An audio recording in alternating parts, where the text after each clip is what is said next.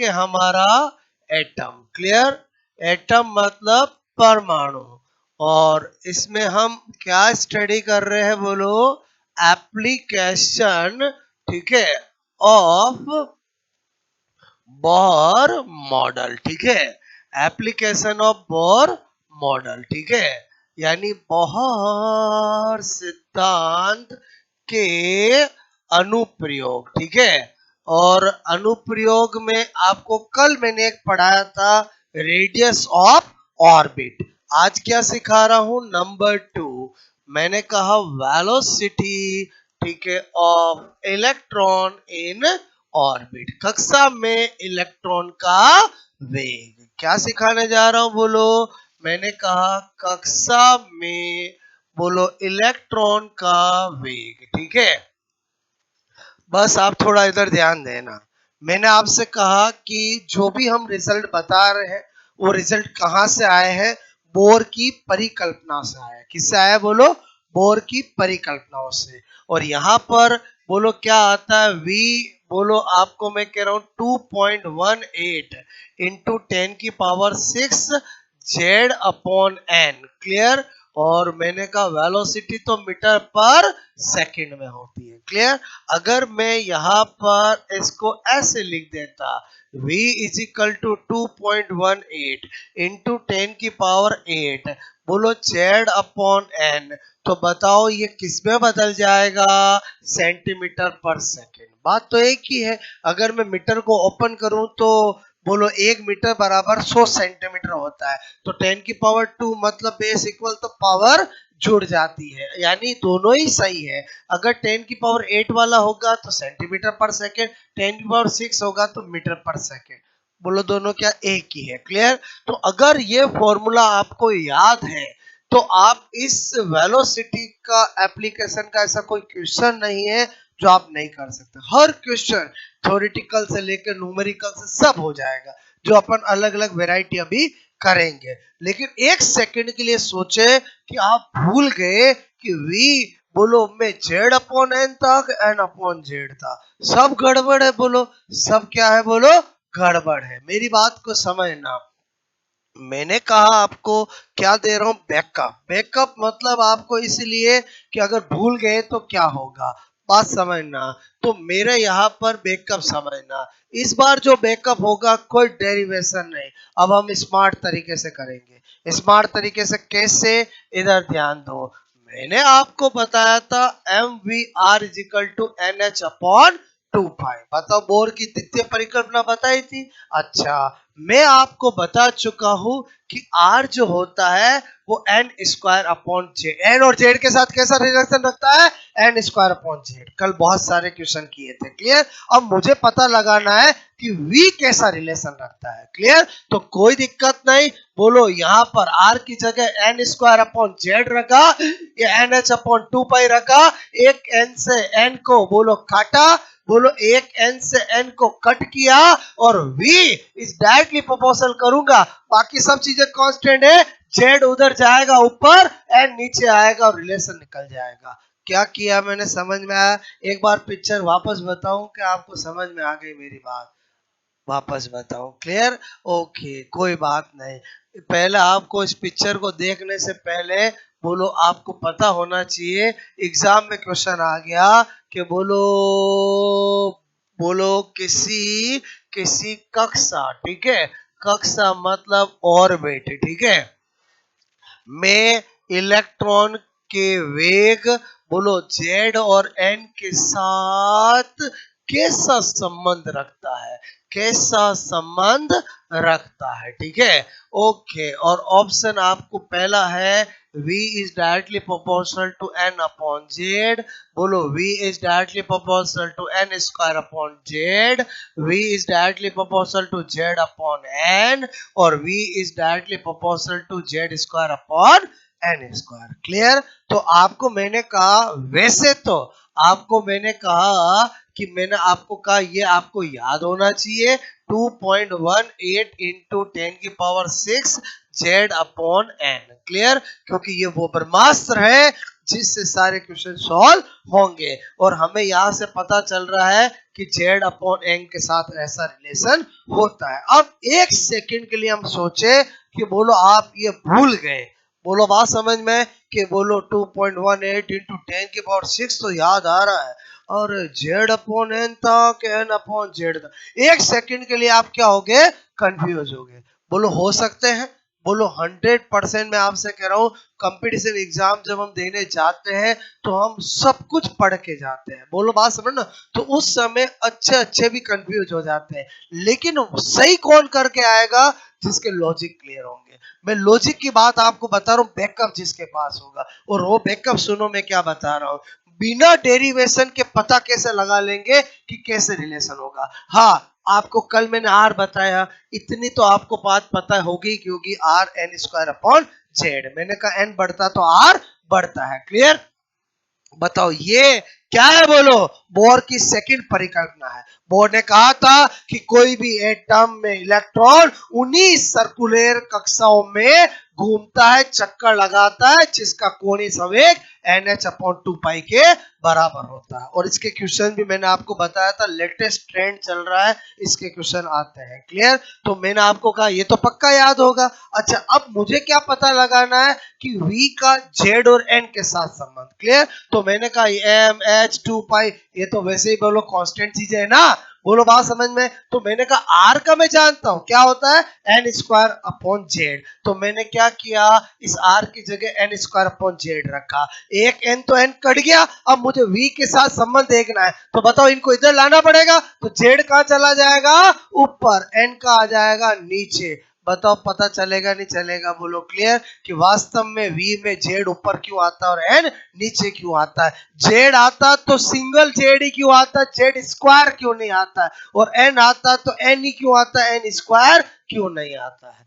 बोलो मैं क्या बता, वैसे चीजें फिक्स है क्योंकि ये डेरिवेशन से आई है, लेकिन बिना डेरिवेशन किए ही हम कैसे पता लगा सकते हैं, प्रीवियस नॉलेज से। मैंने आपको कल जो सिखाया कि r is directly proportional to n square upon z, और वो हमें क्यों याद रहता है, क्योंकि एन बढ़ने पर आर बढ़ता है। और समझे समझे, यहाँ लाख कोशिश करूं जेड एन बढ़े घटे, यहाँ सेटिंग नहीं बैठेगी। और समझे समझे, बोलो यहाँ तो आपको याद ही रखना पड़ेगा कि जेड ऊपर और एन नीचे। बोलो बात समझ में। पहले बताओ एक से दूसरा कैसे पता लगाएंगे, समझ में आया, बोलो। तो ये तो हो गया बैकअप, और ये सबसे सिंपल क्वेश्चन कि पहला क्वेश्चन क्या आ सकता है, किसी ऑर्बिट में अगर इलेक्ट्रॉन मोशन कर रहा है तो वो जेड और एन के साथ कैसा रिलेशन रखता है। बोलो बात समझ में। क्यों आपको ये पहला क्वेश्चन समझ में, बताओ क्या आंसर होगा इसमें, बोलो ए बी सी डी यू लिखा है, और बताओ क्या होगा, सी। ओके,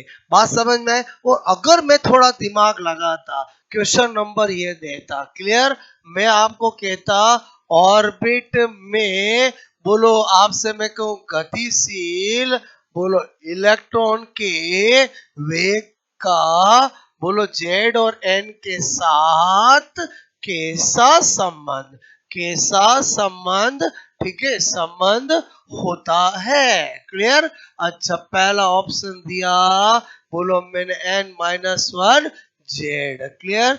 दूसरा दिया मैंने n-1 z-1। क्लियर? तीसरा दिया मैंने, बोलो n अपॉन जेड। चौथा दिया मैंने, बोलो आपसे मैं कह रहा हूं, बोलो इनमें से कोई नहीं। पटाख से बताओ क्या होगा आंसर, बोलो एबीसीडी में कौन होगा, बोलो आप समझ गए। बोलो कि आपको पता है कि V, बोलो is directly proportional to z upon n होता है। अब वो जरूरी नहीं है आपको सीधा सीधा ऑप्शन में ढूंढना पड़ेगा, बोलो पहला हो नहीं सकता, बोलो ये हो नहीं सकता, अब या है या ये है। बताओ इसको मैं सोल्व करूं, बताओ एन इनवर्स का मतलब एन नीचे चला जाएगा, जेड इनवर्स का मतलब जेड ऊपर चला जाएगा। तो बताओ बताओ बताओ, वो मिल गया कि नहीं मिल गया था जिसका इंतजार था हमें।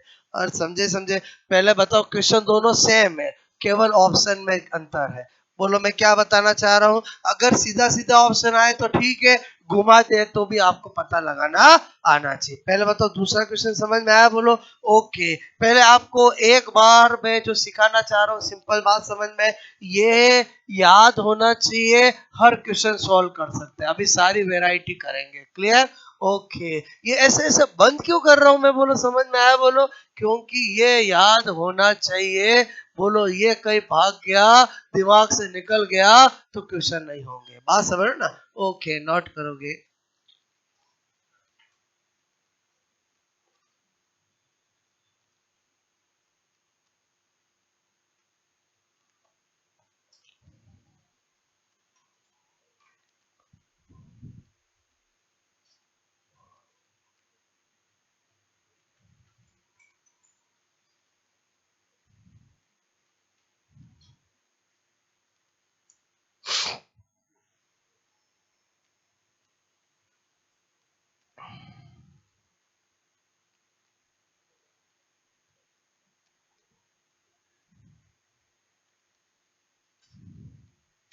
ओके,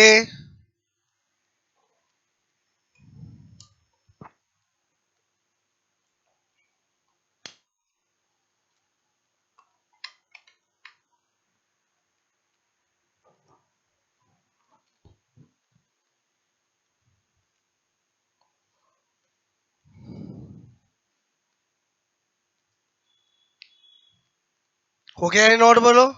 अच्छा, यहाँ बोलो जेड क्या है, एन क्या है। जेड तो क्या है, एटॉमिक नंबर, ठीक है। एटॉमिक नंबर मतलब परमाणु, परमाणु क्रमांक, ठीक है। अच्छा, और मैंने कहा एन क्या है, number of orbit. Number of orbit मतलब क्या हुआ, कक्षा की, कक्षा की, कक्षा की संख्या, ठीक है। और एन 1 2 3 4 5 कुछ भी हो सकता है, ठीक है।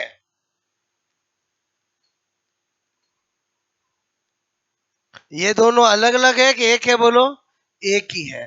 बोलो ये मीटर पर सेकंड में और ये सेंटीमीटर पर सेकंड में, क्लियर। अगर आपको चार ऑप्शन में सेंटीमीटर पर सेकंड ही दे रखा हो तब तो ये हो जाएगा, मीटर पर सेकंड हो तो ये हो जाएगा। ओके, हटा दूं, ये तो याद होना चाहिए। सारे क्वेश्चन चाहे न्यूमेरिकल थ्योरेटिकल कुछ भी हो, इससे ही सारे सोल्व होंगे, क्लियर। ओके, और ये क्वेश्चन का मैंने ये क्या बैकअप बताया, समझ में आया कि अगर सपोजेड भूल गए कि जेड अपॉन एन था, एन अपॉन जेड था, बोलो क्या था, तो कैसे पता लगा सकते हैं।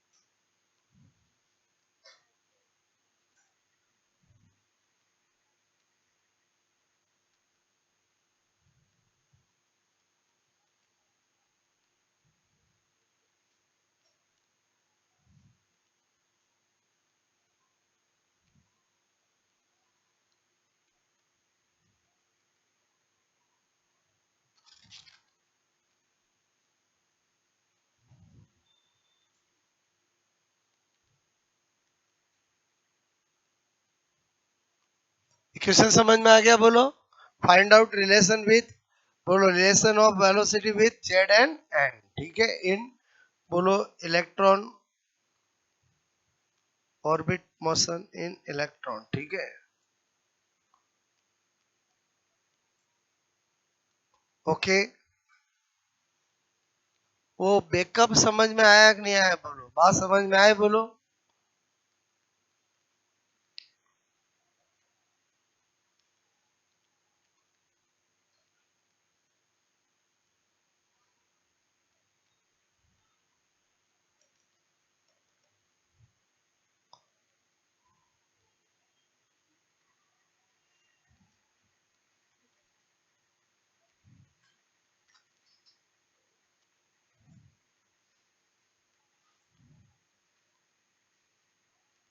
ओके, तो सबसे सिंपल पहली वैरायटी तो यही बन सकती है, बोलो कि आपको डायरेक्ट रिलेशन पूछ ले।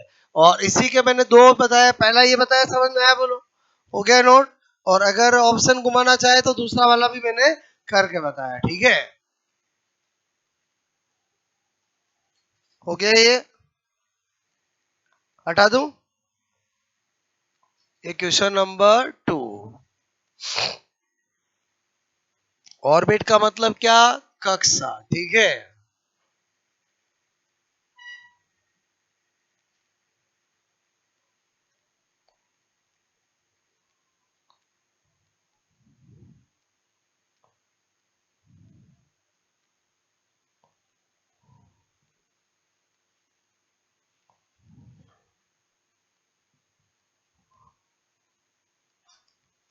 नन ऑफ दीज क्यों दिया, समझ में आया बोलो।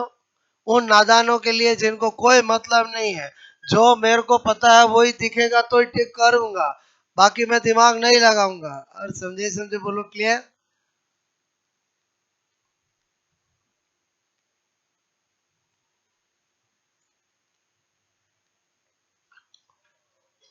तो आई थिंक बात समझ में आए बोलो। अब मैंने कहा तीन केस, तीन वेराइटी, बोलो पहले वो करेंगे क्लियर कि कैसे कैसे क्वेश्चंस बन सकते हैं। ये तो सबसे सिंपल तरीका बताया मैंने आपको, ठीक है।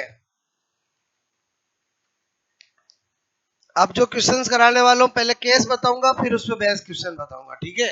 हटा दो ये, बोलो ये और वो तो क्या था बोलो, सेम था, खाली ऑप्शन देने का तरीका बदला मैंने, क्लियर।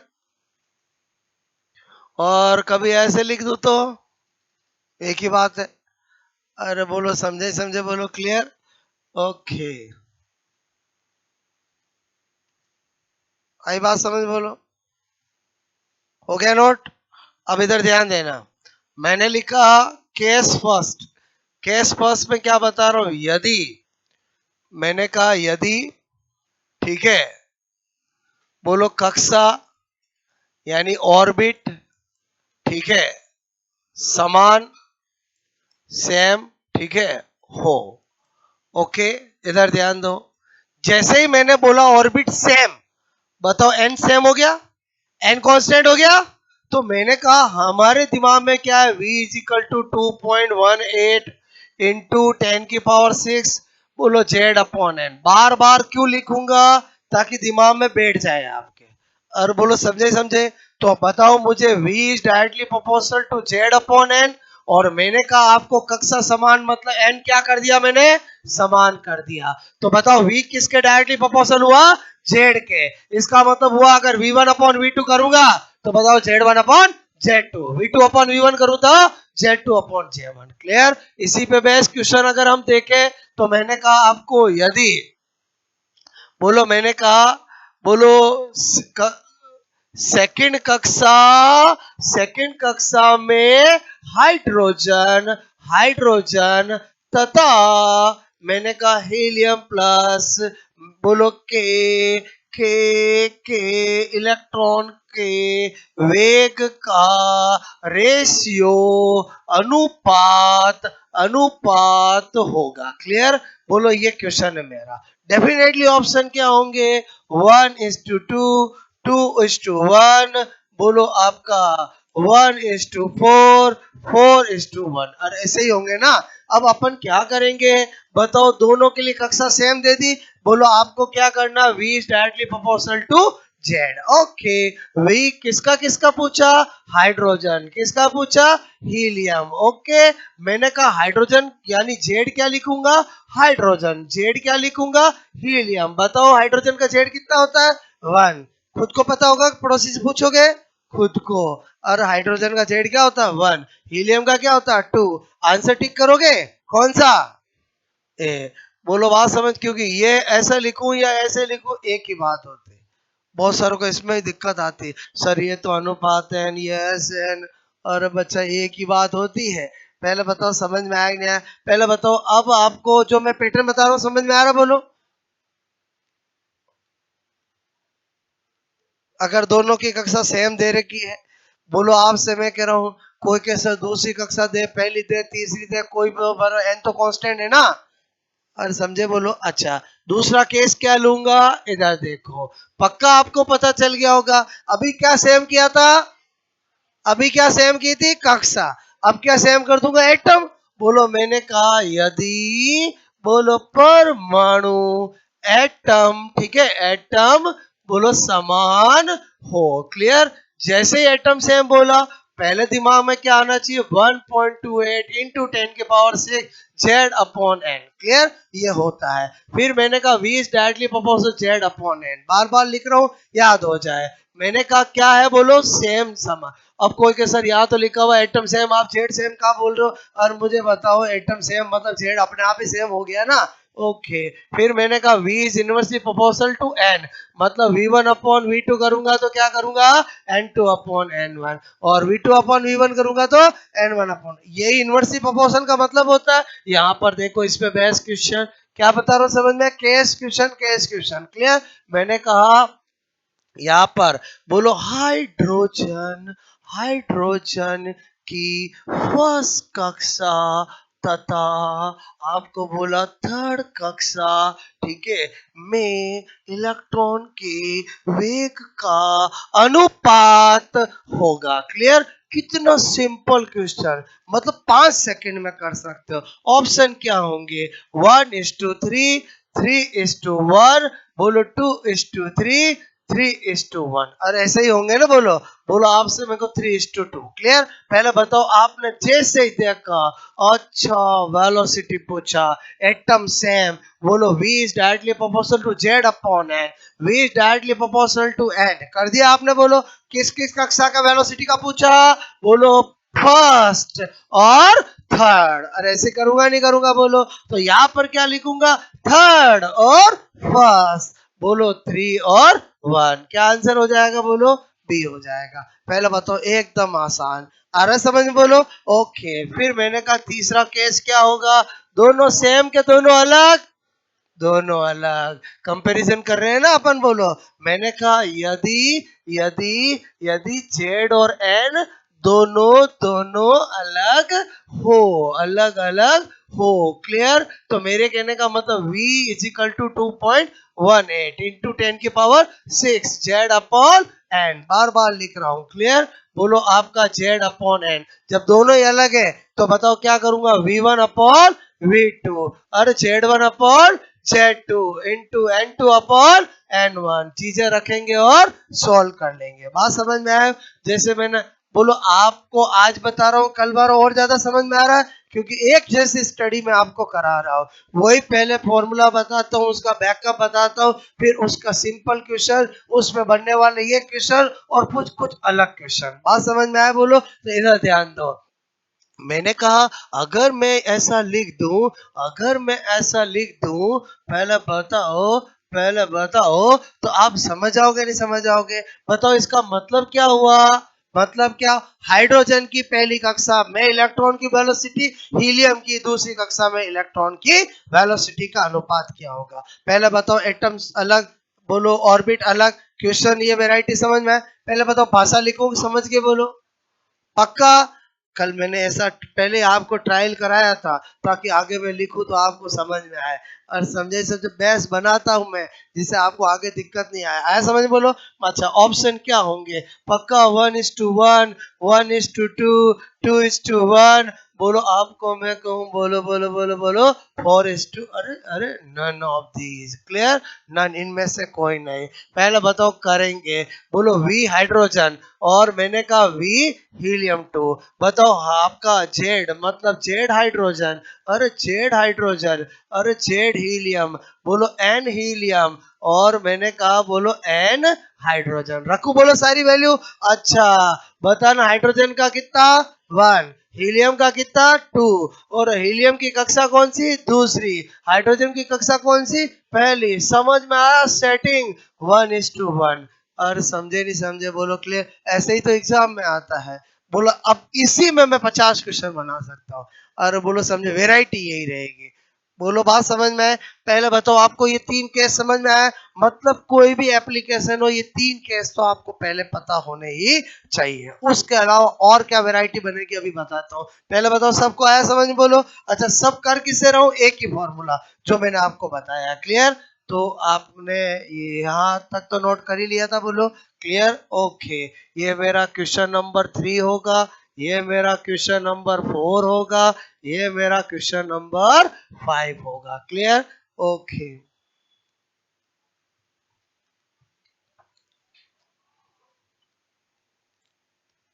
10-12 बार तो ये फॉर्मूला मैं लिख दूंगा। और बोलो समझे समझे बोलो।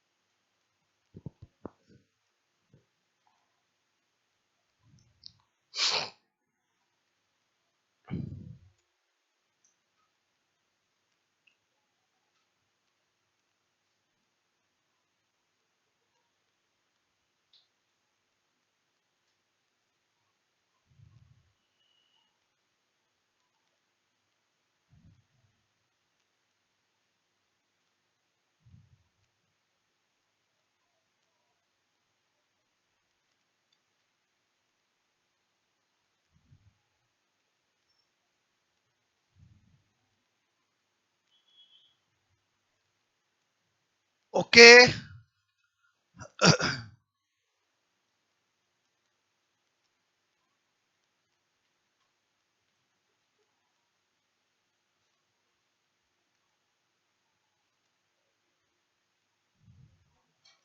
पहला केस समझ में आया बोलो। पहले केस समझाया, फिर उस पर बेस्ट क्वेश्चन, ठीक है, ताकि और ज्यादा आपको समझ में आए। बाकी तो फॉर्मूला बता चुका था, डायरेक्ट क्वेश्चन भी कर सकते थे। वो बता के ये क्यों बताया समझ में आया, ताकि आपकी सोच डेवलप हो कि एक्चुअली आपको कैसे करना चाहिए। ओके,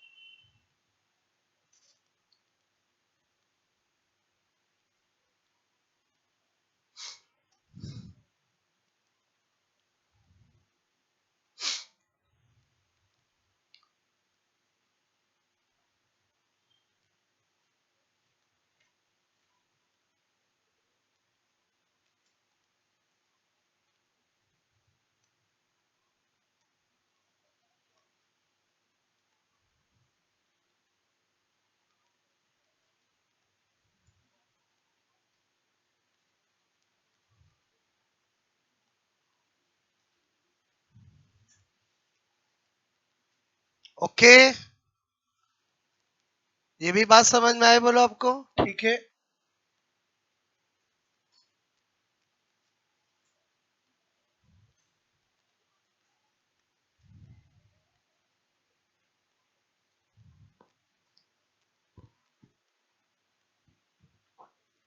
हो गया नोट बोलो।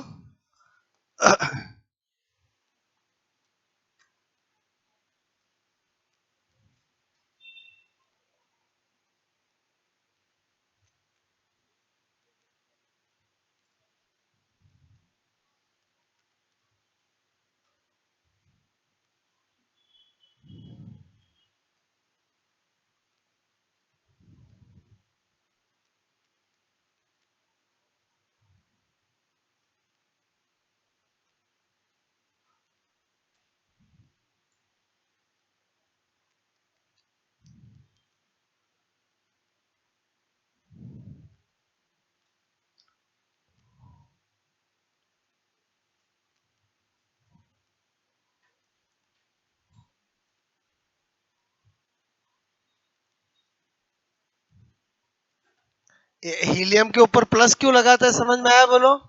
सिंगल इलेक्ट्रॉन स्पीशीज बनाने के लिए, ठीक है।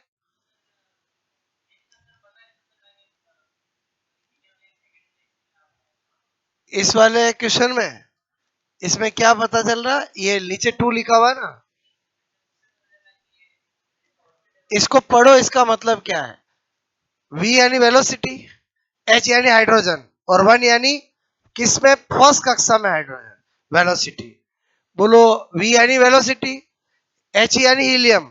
अब हीलियम का जेड तो बोलने की जरूरत नहीं है, तो ये 2 किसको रिप्रेजेंट करता है, कक्षा को करता है, ऐसे। और समझे समझे बोलो, भाषा लिखो कि समझ गए बोलो? ओके, ऐसा कभी पूछ ले तो ये भी तो ट्रेंड होना पड़ेगा ना। भाषा बोलो ये बोलो एक ही बात है। एक्चुअली मैं क्या पूछ रहा हूँ, ratio of velocity of first orbit of hydrogen and second orbit of helium, यही तो पूछ रहा हूँ ना मैं आपको, क्लियर। हाइड्रोजन की पहली कक्षा और हीलियम की दूसरी कक्षा के वेग का अनुपात, बोलो रेशियो।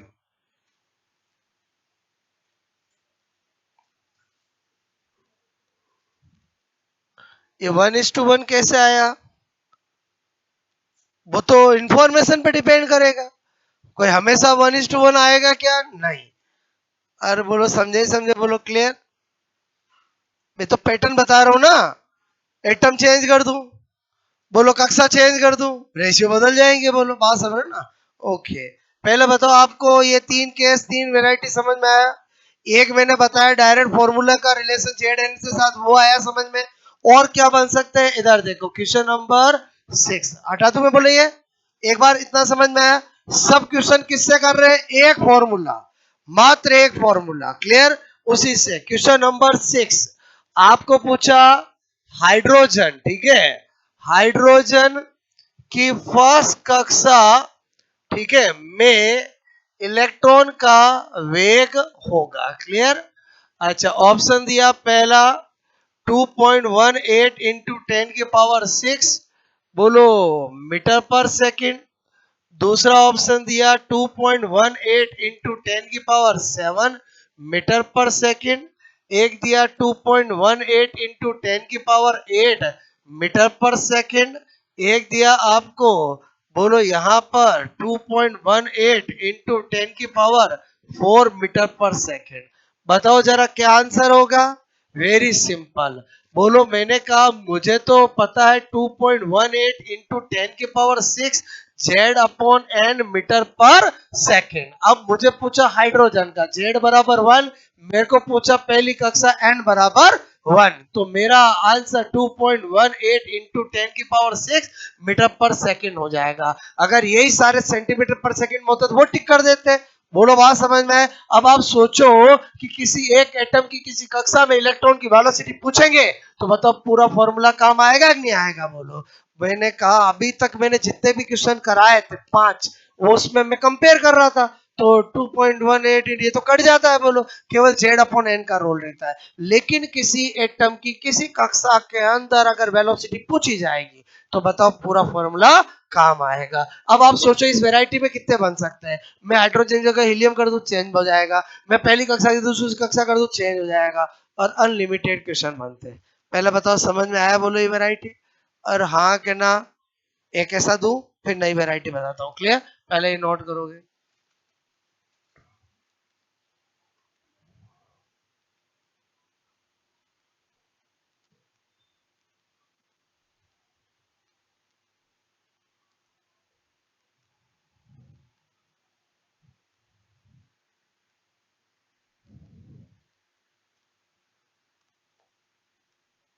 ओके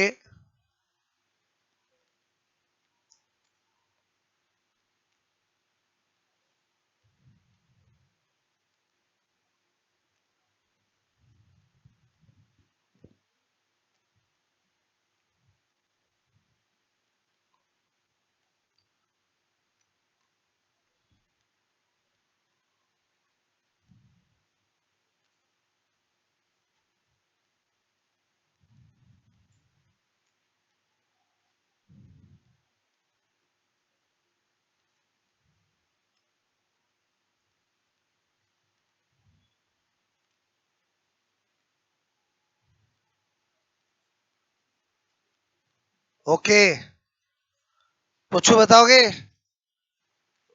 ये तो नोट कर लिया, बोलो। ठीक है,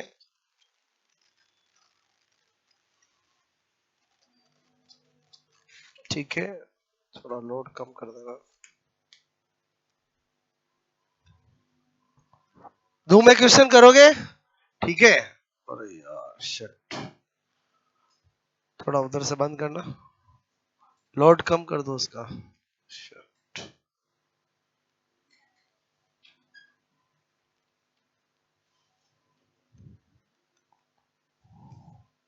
क्वेश्चन नोट कर लिया था, बोलो।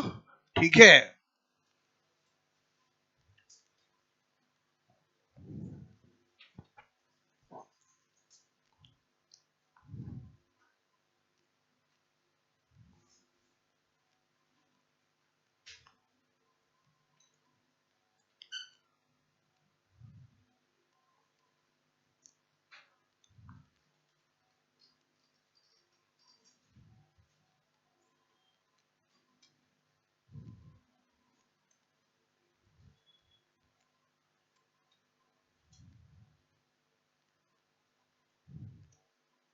ठीक है।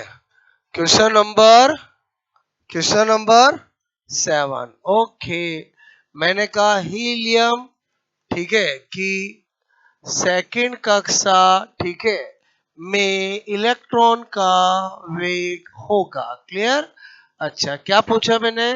फाइंड आउट, आपसे मैं कह रहा हूँ वेलोसिटी, ठीक है, वेलोसिटी ऑफ हीलियम इन, बोलो आपसे, velocity of electron in second, ठीक है, ऑर्बिट, ठीक है, second orbit of helium atom. ठीक है, बात समझ में आया, बोलो। ठीक है, पहला ऑप्शन 2.18 इंटू 10 की पावर, बोलो 6 सेंटीमीटर पर सेकंड। ठीक है, दूसरा है आपका 2.18 इंटू 10 की पावर 7 सेंटीमीटर पर सेकंड। तीसरा है 2.1, अरे अरे अरे अरे, ठीक है, बोलो 221.8 10 की पावर 7 सेंटीमीटर पर सेकंड। ठीक है, ओके, और एक आपका है नन ऑफ दीज, ठीक है, इनमें से कोई नहीं। अरे रुको रुको, एक ऑप्शन है आपका, एक ऑप्शन है आपका 2.18 इंटू 2, ठीक है, ओके।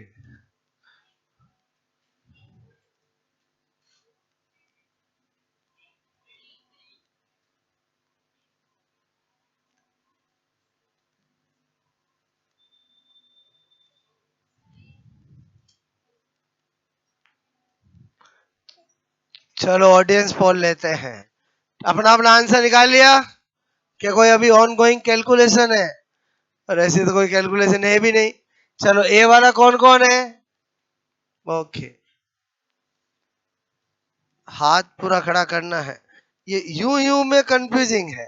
ठीक है, बी वाले कौन कौन है, सी वाले कौन कौन है, ओके डी वाले कौन कौन है। अच्छा क्वेश्चन हो गया, सब वेराइटी वाले हैं, ए वाले भी है, बी वाले भी, सी वाले, एकदम सिंपल। इधर ध्यान देना, पहले बताओ सारे ऑप्शन सेंटीमीटर पर सेकंड, मुझे पता है 2.18 इंटू 10 की पावर 8, बोलो इंटू 10 की power 8 Z upon N, clear, यही होता है सेंटीमीटर पर सेकंड। अब मैंने कहा जेड कितना 2, एन बराबर क्या 2, तो बोलो v क्या आएगा 2.18 इंटू 10 की पावर 8 सेंटीमीटर पर सेकंड। ढूंढने जाऊंगा, मैंने कहा पहला तो हो ही नहीं सकता, बोलो दूसरा भी हो ही नहीं सकता। अब दो ऑप्शन है, या तो ये सेटिस्फाई होगा तो ये, नहीं तो यही है। मैंने कहा यार यहाँ 10 की पावर 7 है, 10 की पावर 7 में कब ला सकता हूँ, जब मैं यहाँ पर 21.8 इंटू 10 की पावर 7 लिख सकता हूँ, नहीं लिख सकता हूँ, हाँ या ना, लिख सकता हूँ नहीं लिख सकता हूँ, और हाँ या ना, पक्का, अरे लिख सकता हूं ना। पहले बताओ ये दोनों अलग है कि सेम है, अभी भी बहुत सारे मुस्कुरा रहे हैं, अलग है कि सेम है, सेम है, तो बस फिर यही आंसर होगा। समझ में आया कि नहीं, ये डी किस किस ने किया था बोलो, अरे समझ में आया, समझ में बोलो, क्या ऐसा नहीं कर सकता एग्जामिनर बोलो, अरे ऐसा ही करता है, मैं आपको फिर बता दूं, मैंने आपसे कहा ना पढ़ते सब है, वहां एग्जाम में आपको ऐसे ही मिलेंगे, तो आप रोज ट्रेंड हो इन चीजों में कि हमें ऑप्शन ढूंढने आने चाहिए, क्लियर। और बच्चों वाली गणित यूज की है मैंने, बोलो बात समझो ना, आया समझ में नहीं आया, नहीं आया, वापस समझो। अब मैं तुम्हें दूसरे तरीके से समझाता हूँ, इधर ध्यान देना, ठीक है,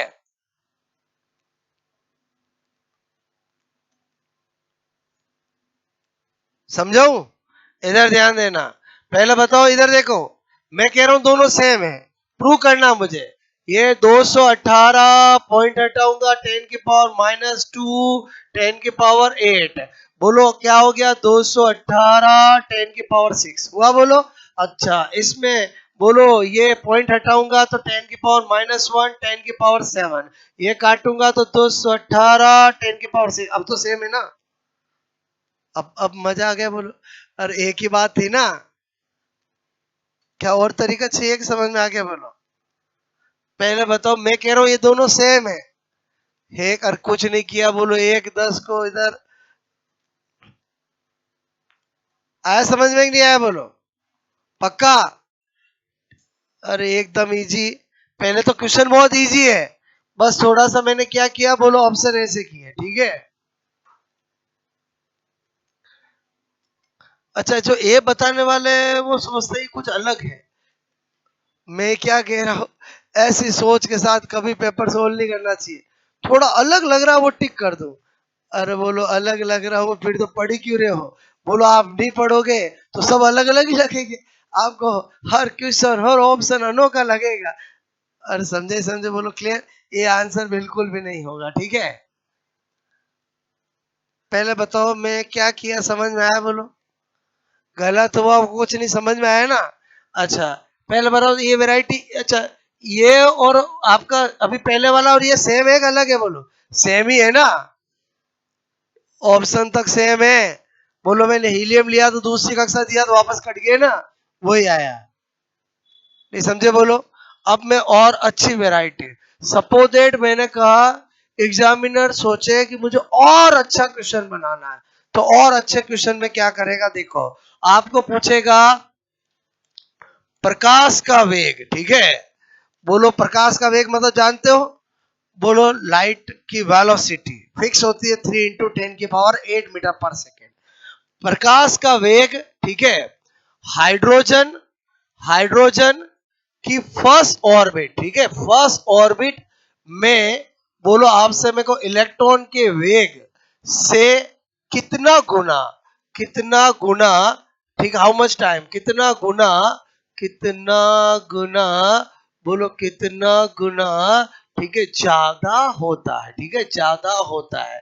अच्छा ये तो जानते हो प्रकाश का वेग तो ज्यादा ही होगा बोलो, क्लियर। अब ऑप्शन में क्या देगा आपको 127 गुना बोलो एक दे दिया 37 गुना, एक दे दिया आपको 100, बोलो आपसे मैं कह रहा हूँ 147 गुना, ठीक है। हालांकि और दूर दूर ऑप्शन देते हैं, मैं 256 गुना पास पास दे रहा हूँ। क्लियर? अब ये मैंने किया। पहले बताओ क्वेश्चन समझ में आया? बोलो आपको। अब अपने को क्या करना है? बोलो प्रकाश का वेग मैं जानता हूँ c is equal to 3 into 10⁸ metre per second. मुझे नहीं लगता ये सबको याद नहीं होगा। सबको याद है? बोलो। अरे रात को 12 बजे भी उठा के पूछे प्रकाश का वेग क्या होता है, अगर आप साइंस के हो तो आपको 3 इंटू 10⁸ तो निकलेगा ही निकलेगा। बोलो क्या बता रहा हूँ, समझ में आया? बोलो। चेक करो, किसी को बोलो मुझे 12 बजे उठा कर पूछना। अरे समझे समझे बोलो। क्लियर? क्या बोला समझ में? याद रहेगा। ये इसलिए बोल रहा हूँ क्योंकि ये दिया नहीं जाएगा। और बोलो ये तो आपको पता होना चाहिए। अब मुझे कंपेयर करना है तो दूसरी वेलोसिटी मुझे पता लगानी पड़ेगी। नोट मत करो, इधर ध्यान दो, ये तो वेराइटी बता रहा हूँ मैं। बोलो आपको क्वेश्चन बदल सकता है, खाली वेराइटी ध्यान दो। बताओ हाइड्रोजन की पहली कक्षा की वेलोसिटी, उसके लिए तो मुझे 2.18 इंटू 10⁶ बोलो z upon N metre per second, ये फॉर्मूला पता होगी तभी कर पाऊंगा। बोलो। तो मैंने कहा हाइड्रोजन मतलब Z1 और N1, तो बताओ हाइड्रोजन की पहली कक्षा का velocity 2.18 into 10⁶ metre per second आ गया। अब बताओ मुझे पूछा C इससे कितना ज्यादा होता है, तो बताओ यही करूंगा। अरे बोलो यही करूंगा ना। बोलो तभी तो पता चलेगा ना। सी मैंने कहा कितना है? बोलो 3 इंटू 10⁸ ओके, ये कितना है? 2.18 इंटू 10⁶। बोलो यही करूंगा। अब मैंने कहा जो इसका रेशियो आएगा वही इतना टाइम ज्यादा हो जाएगा। मैंने कहा यहां से यहां किया, बोलो कितना हुआ? 2 बार। मैंने कहा ये ऊपर कितना हुआ? 300, नीचे कितना हुआ? 218। पॉइंट हटाऊंगा तो 2 जीरो और आ जाएगा। फिर मैंने कहा ऑप्शन की हेल्प लेता हूँ, मुझे पक्का पता है पहला तो पहली बार ही जाएगा। 300 में 218 का भाग दोगे तो एक बार जाएगा। बोलो। तो मैंने ये तो हो ही नहीं सकता। और समझे नहीं समझे? बोलो। क्या बोल रहा हूँ? ये तो हो ही नहीं सकता। अगर यहाँ पर तीन ऑप्शन ऐसे होते 256, 512, बोलो 127, तो बताओ और दो ऑप्शन काट देते। और कैसे काटोगे समझ में आया? पहले बताओ मैं क्या कर रहा हूँ, समझ में आया? अब मैंने देखा मुझे एक बार और डिवाइड करके देखना पड़ेगा, क्योंकि इसमें 4 है, इसमें 3 है और इसमें 2 है। बोलो एक बार और देने की जरूरत है, मेरा आंसर मिल जाएगा। तो मैंने कहा इसके लिए यहाँ पर मैंने देखा कितना बचेगा। बोलो यहाँ पर बोलो 82 बचेगा नहीं बचेगा? बोलो रिमेनिंग 82 बचेगा। बोलो जीरो लगाओ। मैंने कहा अगर 218 का मैं डिवाइड करूं, मैंने कहा 218 को अगर 2 बार करूंगा तो 436 होगा। मैंने कहा 3 बार, बिल्कुल आंसर क्या हो जाएगा? ये वाला। क्या मैंने पूरा डिवाइड किया? क्या नहीं किया? मैंने क्या किया समझ में आया? बोलो। केवल क्वेश्चन के ऑप्शन का हेल्प लेके गेम खेल रहा हूं। बोलो आंसर 137 ही होगा। आप एग्जैक्ट डिवाइड करके देख लेना।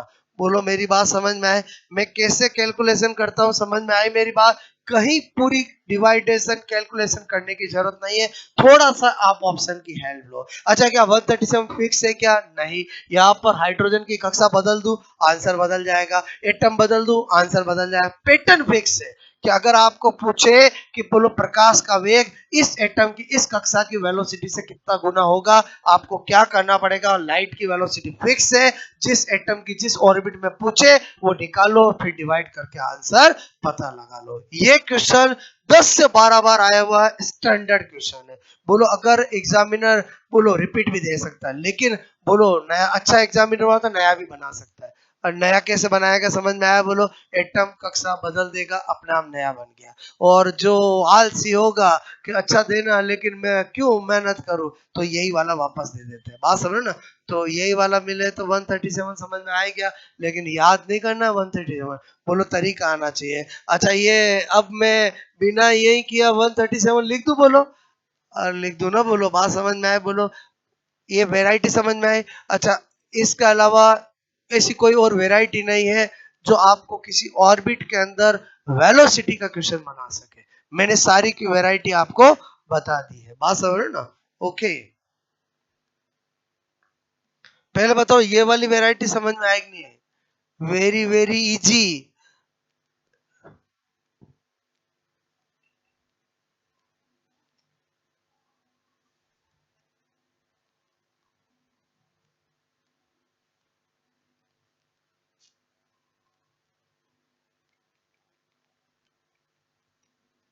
कोई मन में ये तो नहीं सोच रहा सर पूरा भाग क्यों नहीं देते हैं? और आपको भी नहीं देना। एग्जाम ऑब्जेक्टिव है कि सब्जेक्टिव है? बोलो ऑब्जेक्टिव। तो ऑब्जेक्टिव में टिक करने से मतलब है किसी को दिखाना है क्या कि बोलो 137 आप कैसे लेके आए हो?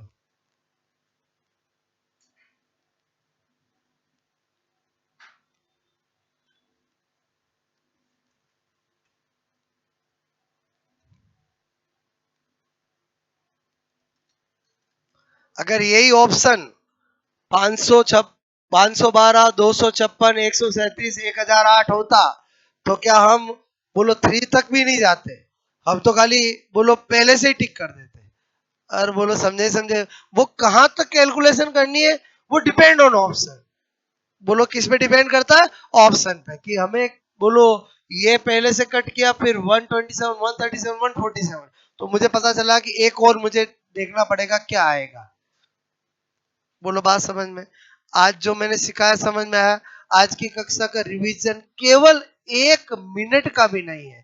आपको क्या याद होना चाहिए कि किसी भी ऑर्बिट में इलेक्ट्रॉन अगर बोलो सर्कुलर मोशन करता है तो उसकी वेलोसिटी निकालने का फॉर्मूला क्या होता है? 2.18 into 10⁻⁶ Z upon N metre per second, और अगर सेंटीमीटर पर सेकेंड हो तो 10⁸ आ जाएगा। बात समझ में? और इसका हर एंगल से मैंने आपको करा दिया है। आपको 2 एप्लीकेशन समझ में आ गए हो। 4 एप्लीकेशन है, चारों के 4 फॉर्मूले। बोलो अगर 4 एप्लीकेशन समझ में आ गए तो टॉपिक का रिवीजन 1 मिनट का होगा।